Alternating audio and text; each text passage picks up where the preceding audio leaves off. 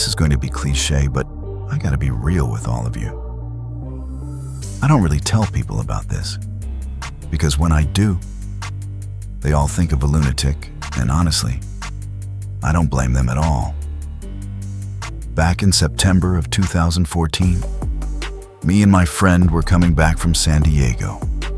His grandma lived out there, and he liked to go visit her on the weekends to get out of town, and he invited me to come along. My friend, let's call him Mikel, loved to drive fast in his Ford F-150. That night was no different, as we were in the middle of nowhere speeding towards Yuma. I'm looking out the window, listening to my music on these early model wireless headphones. Suddenly, everything slows down. I get a strange sudden bout of anxiety overwhelm me. Then I hear a giant pop that echoed. I jump in my seat, startled. Miguel looks over to me, and he slows down his car. He's like, "Bro, you good?" I was looking around and scanning things in his car. I noticed the signal of my headphones completely bugged out, just nothing but static. I take them off to hear Miguel looking at me in fear. "Hey, bro, you all right?" I finally respond. "You didn't hear that? Nothing slowed down for you?" "No, what are you talking about? You didn't hear that big pop? Explosion, whatever the fuck that was?" "Dude, no." Then we both noticed something. The speakers on his car were not working. They were just between playing static and the occasional sound of his music breaking through. I told him that my headphones were the same.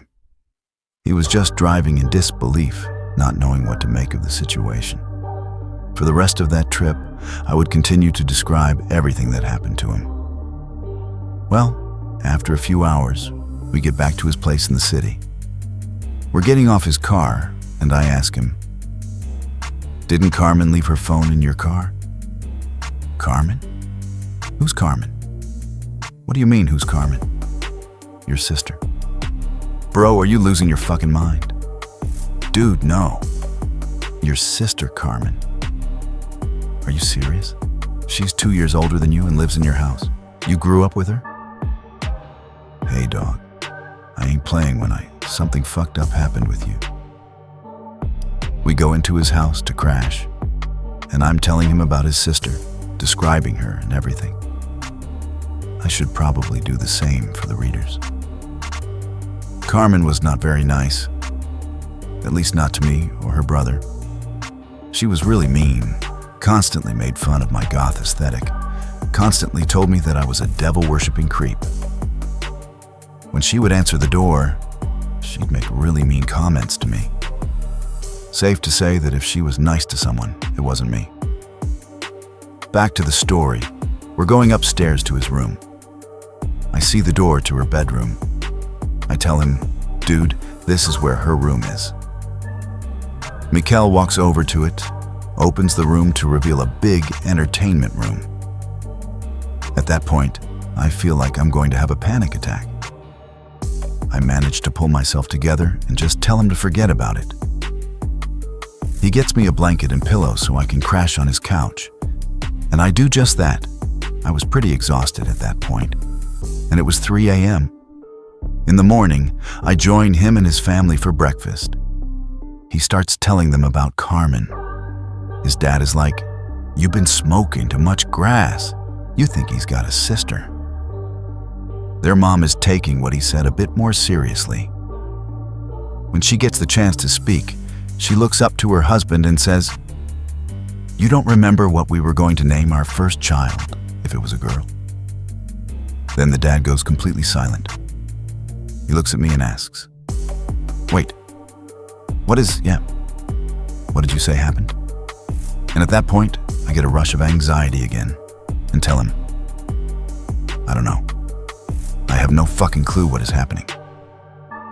I think something unexplainable happened last night."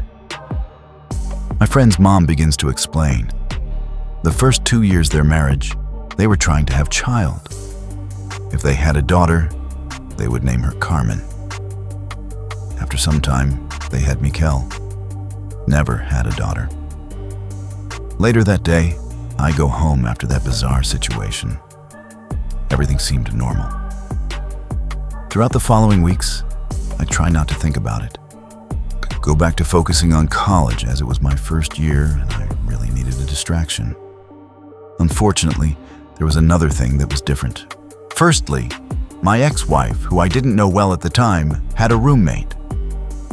This person, let's call her Michelle, was never present during the time where my ex-wife hosted kickbacks at her apartment. Michelle was also in one of my classes, yet this person had never been present before. Michelle is a story in and of herself, and is kind of how I ended up talking more with my ex-wife. In the weird moments where me and Michelle hung out during our spontaneous date nights, I'd ask her about how long she's been attending class, when she met my ex-wife, and things like that. None of it matched up with my memories. There wasn't much I could investigate with Michelle, since I didn't know her at all prior to our class assignment. This whole experience made me obsessed with Carmen again. I started remembering things about her. One thing I remembered was her friend, let's call her Kara. I reached out to her on Facebook. To my shock, she responded because I thought, since I had only ever interacted with her around Carmen, we probably never actually met. The first time I interacted with Kara during my sophomore year of high school in 2011 was when her dad didn't pick her up from her softball practice. I described this interaction to her. You see, Kara's dad couldn't pick her up from softball practice because Kara's dad had to do mandatory overtime at his job. She hitched a ride with Carmen that day and brought Kara back to her house, where I was hanging out with her brother. Normally, Kara would have just walked home by herself, but she had scraped her leg during practice. I asked, "You remember that time your dad couldn't pick you up at softball practice? And you didn't want to walk home since you scraped your leg. So, Carmen brought you to her place?" She said no, but she then replied, "Who's Carmen? And how do you know about my dad not being able to pick me up from softball practice? And how the fuck do you know about my leg being scraped that day?" "Kara, you told me yourself, at Miguel's house. You're seriously creeping me out. I have never been to the home of anyone named Miguel. I'm not messing with you. I have no idea how you know any of that. You're really creeping me out." With that, I apologized to her and left her alone. Once any woman says those words to you, it's your cue to leave her alone. In this instance, she said it twice. Everything that happened to Kara that day actually happened except her getting a ride with Carmen, except us ever interacting. Those wireless headphones never worked again. Miguel had to replace the sound system in his car. Those three things were the only major differences I noticed after that strange experience in my life. Carmen apparently never existing, Michelle always living with my ex-wife, Kara going through most of what I remember her going through except Carmen and our encounter. The reason I'm telling this story is because it happened to me again. I was doing a jog in the canal, and everything slowed down, and I heard a massive pop that echoed, "My AirPods don't work anymore."